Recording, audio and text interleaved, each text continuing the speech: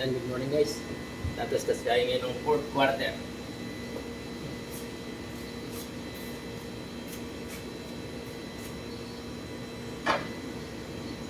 Kasi yung batok ng baka ito, yung parang palayok dun sa ibabaw ng likod niya. Ganito ang tsura ng laman niya.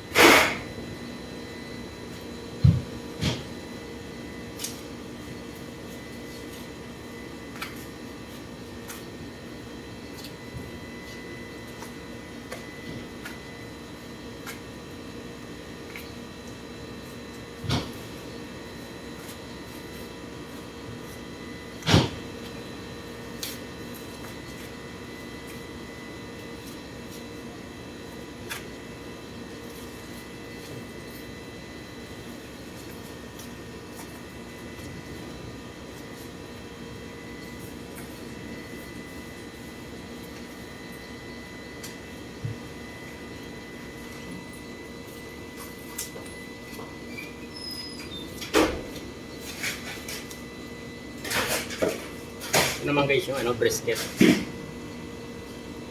Ganda ito sa kaldereta or nilaga.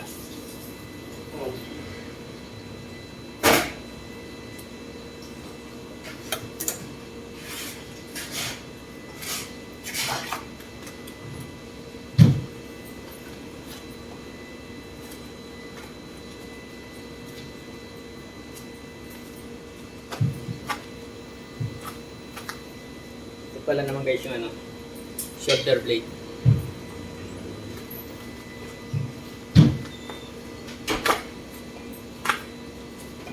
Dito sa shoulder blade nakukuha yung kalitiran.